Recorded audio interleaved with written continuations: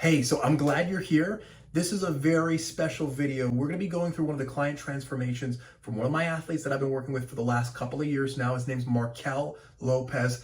In our time together, we've been able to lose over 60 pounds, improve his health and hormones, more specifically his testosterone, his gut issues that he was dealing with when we originally got started, which you'll hear him talk about a little bit in this video. And I want you to have a realistic understanding of what it takes to have success here. It doesn't take a special person. It takes trust, it takes patience, and it takes the willingness to work hard. And if you have those three attributes, you can have success in this program too. And so without further ado, take a look at Mr. Markelle Lopez's transformation.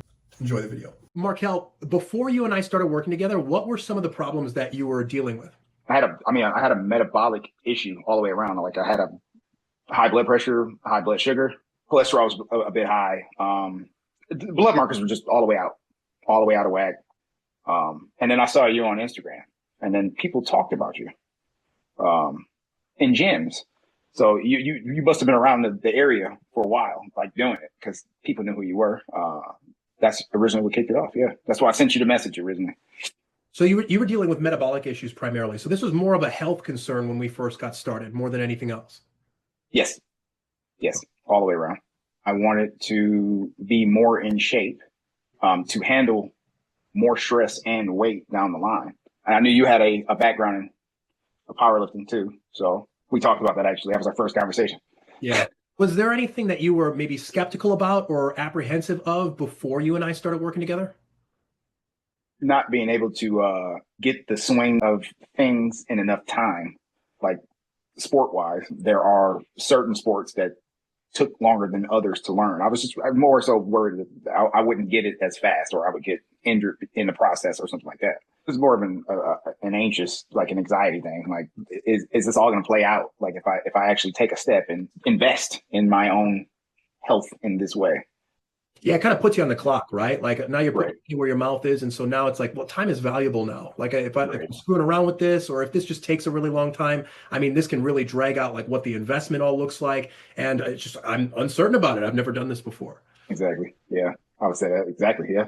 But you have worked with other coaches before, yes? Yes. Okay. And maybe just explain a little bit how your experience, we don't have to name drop, but just how has your experience been different in this coaching program working with me as compared to maybe some of your past experience? You're a lot more hands-on than other coaches I've had. The coaches I've had are kind of like where they draw out a plan and they just kind of show you this is what it is, and it doesn't really change. It stays the same. You know, yours is more dynamic and variable. Just the diet, okay, is definitely dynamic. Bodybuilders traditionally eat in a dynamic way, right? Like you don't.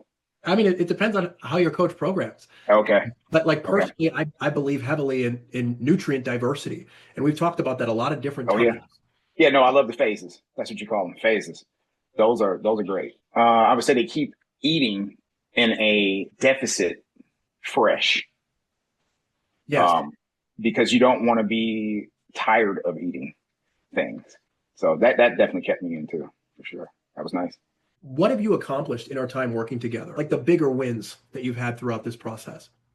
Eating, my relationship with food is totally different now.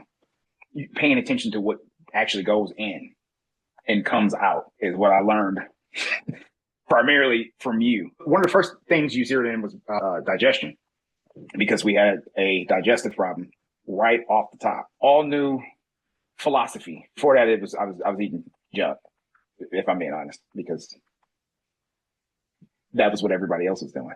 So. Yeah. Yeah. So before it was more about calories, energy, performance, and now it was more about like nourishment and supporting metabolic health. And yes, they both have foods involved, but those foods look different. Yes. Yep. Exactly. I'm a lot more strict about training under load, slow, because before that, I think we talked about it. I was powering things up. Like you were cranking them out fast, and then we dialed in form. So I would say you taught me that all the way for sure, because before that I didn't know that to that extent. I mean I had heard it, but I'd never I guess, done it for an extended amount of time or to that level. So our first cutting phase, it wasn't bad, but it also wasn't like anything like sensational. We basically No. lost a pound per week for 16 weeks straight. The second time we went through a cut, you started at 254. And what is your weight now? 207. 207? So you're down 47 pounds this time around as compared to 16 pounds last time, yes? Yes, sir. That's dope. What was different from this cutting phase versus the last cutting phase? I think it was the perfect storm: the diet, the training, and sleep, and dialing everything in at the same time. I don't know. We found a winning recipe, as you say. Do you think there was a difference in where you were at in life when you were going through this cutting phase? Like, can you think of any like outside variables that might have impacted your results? Work, not prioritizing health over work was the big deal. What do you do for work? Well, I am a state lead for the state of Wisconsin, and I install safes and vaults into people's houses and businesses. Sometimes I do this alone. I don't like to. And sometimes I do this with a partner. So that's all I do all day. We drive, we haul safes. It's a physical job. It's not I would call it light duty construction for sure. I would not call it like, it's not a walk. I mean, it's not a walk in the park at all. It's not an office job. Light office job. Yeah. Yeah. Exactly. You've been able to retain a lot of your strength. Your leverage might look a little bit different when you're performing certain exercises, but I mean, your retention of lean muscle mass and your overall strength and performance, I mean, it's been pretty textbook, if I had to say. Yeah, that was the goal for sure. It was the goal. That was the goal all the way. We're not trying to lose muscle. We're not trying to lose strength and performance too much when we're going through a cutting phase. Some of it might be expected, but man, I think you've done a really great job at holding some of these things in the midst of how much fat we've been able to reduce. That was one thing going back. That was one thing I was nervous about in the beginning. Actually, I'm just thinking about that before starting. Like, Yeah. will I lose everything? Like, Yeah. if I cut down, will I lose? Like tank my numbers? Yeah. Yeah. I don't feel that way at all. Like I feel like I can move a house still. I'm fasted right now, but like, when I'm eating, I can, What's been one of the most valuable things that you've gotten from this coaching process that you actually didn't expect to get from this process? Organization of my day. I would say my day is more organized. Before I would train when I felt like it during the day. Because of this program, I am in the gym I'm pulling in at 6 a.m. sometimes. I've even done a couple 4:30s. But I am prompt and on time. All my meals are packed. All right. That fridge, okay, has meat in it and all of my meals, okay, ready to go days in advance. I did play around with the vertical diet before that. I didn't really know what I was doing. This is a lot different than that. This is way more informational, way more straight on, and I can start my day and everything falls in line.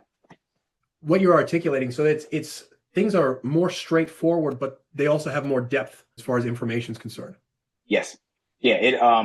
When I was already into strength training and reading about strength training and seeing powerlifting gurus. So I knew that end of it. Yours was completely different. It was more bodybuilding centric. So I would say that the bodybuilding philosophies that you taught me are definitely carrying over into what I'm going to do with whatever I do next. I don't know where I heard it from, but there is a saying where like some of the best ideas come from outside of the industry that you're in.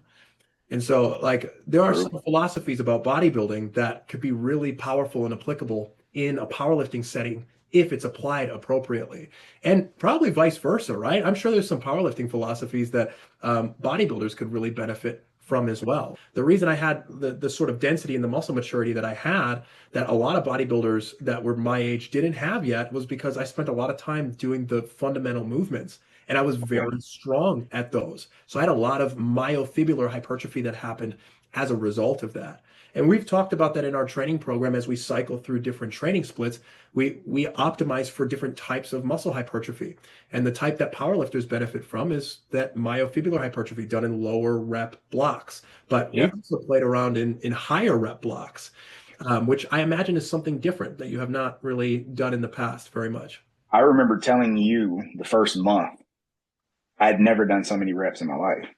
Yeah, because we started on phase B, which is all about sarcoplasmic hypertrophy. And so like the lowest rep Oh target yeah. you probably had was maybe 12. You weren't Those going were lower than 12. And you might go up to what, 25? yeah. Yeah. Yeah, I did a set for like 30 one time on like yeah. I like I just leg kept going. extensions. Yeah. It was the last set too. Like I'm like, oh, well, whatever. So the second phase we did, we might have mixed two programs together. You're right. And that was insane too. It's just different ways to attack the muscle, I think. We took some of the myofibrillar hypertrophy movements and rep targets, and we integrated them with the sarcoplasmic phase. And so it was a hybrid phase that we ultimately transitioned into from there. And then we got back to like a lower rep block that you were familiar with. What advice would you give to somebody who's sitting on the sidelines right now, who has health and fitness goals, has physique goals for themselves? They've worked with a coach before in the past, so they feel like they've been there, done that kind of deal, or maybe they haven't. But what advice would you give to that person? Right off the top, I would tell them honestly, it's not easy. I mean, it's not going to be easy. You have to be patient. Patience is key all the way around with this program. If I were like I was a couple of years ago, before you, I would just after about 3 or 4 weeks, yeah, it's not working. It's not working. It takes time. You just got to be patient with growth, basically. And you had a lot of metabolic issues like you had talked about when we first worked together. And so our first time, things did move slower because we had to address the underlying health problems. And I so, didn't lose hope. and that's so important, man. It's so important that you can see the long game because I think you're right. I think a lot of people have that sort of shorter frame where it's like, man, if things aren't really happening in these first like few weeks or even few months, it's like they write it off like, man, like this isn't working. I'm not lying. I thought all you had to do was get in there and move and eat. Obviously, eat like powerlifting and see results. That's not the case as much. So getting into the first one, it was about 8 weeks in. I'm like, I got to keep going. It's working. It's just working slow. So contrast that versus the last 6 months where you were able to basically lose 45 pounds in the 6 months time. So the second phase, it built up. What was it? Mid-July? It was early July. We started rolling. Yeah, early it was July. right around the time where we switched to that modified carnivore diet. Yeah, it started. I was buying new clothes every 2 or 3 weeks. It was the carnivore diet and the fasting that we started Oh yeah. doing more regularly. Before we tweaked those things, we had lost 20 pounds in 16 weeks, which is Right. still better than the first cut. And then it's like you hit another gear. We started manipulating things with not even really your calories. We changed your macro ratio. We lowered your carbohydrates quite a bit. We raised up your fats, and then we had windows of time where your body wouldn't eat anything at all. And that really helped, metabolically speaking, to let your body respond the way that it always should have. Oh yeah. Yeah. My fear with the fasting was that I would lose muscle, but that wasn't the case at all, as we can see. But you're patient, and we got through this, and I was patient. I was patient with you, and you were patient with me, and we got through it together. You were extremely respectful all the way around. Yeah. I feel like I took a class, like an actual class in bodybuilding, because there was so much information right off the top. That was impressive, by the way. That was impressive. I'm like, nobody is ever this prepared. Usually, you know how powerlifting coaches are? They'll like tell you to buy a book, or they'll tell you to go to the library, or they'll draw something out for you, like on a piece of paper. And then, yeah, do that. It's not just in powerlifting, it's bodybuilding as well, where you point, you direct, which I think there's a place for that, to direct someone to a source of information, but you should be able to educate people around your process that you're telling people to go through. Like, I'm all about pictures.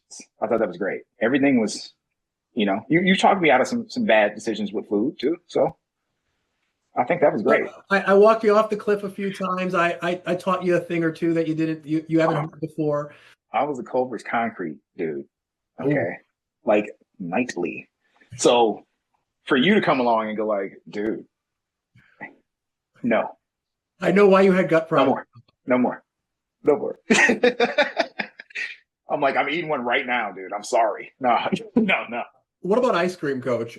Is that Oh a my gosh. is that a is that frowned upon? I ask everything. Like I like that I can. First of Yeah. all, I like that there's an open space for me to do that because I'm a unique individual. That is for sure. So, and I knew that early on. But I like that I could talk to you about what I like to eat exactly, because one of the things that would have been a deal breaker is if things couldn't have been moved around food wise. If you would have made me eat tilapia, brown rice, and broccoli every meal, I would be sad, Well, I would and I have would just leave. I would have quit. I I'm not trying to can't. do that either. I can't do that. Yeah. But I like that there's different things that I can eat whenever we can have cheat meals, those are my favorite days. Yeah. Just so you know, cheat meals and training. You can count on me. Well, the cheat meals, when you get them, it's because you've earned them. And some people might have an issue with that, where it's like you got to earn your cheat meals. But like, man, I don't mind. I don't mind it now. makes them taste so good. Like when you I have don't cheat mind meal now. time, it's not as fun. But like when you get to have a cheat meal, bro, like there's something special about that. I want to know how far we can take this one, because I'm happy to get there. Well, you're certainly more insulin sensitive than you used to be. So like the cheat meals will be a lot more productive.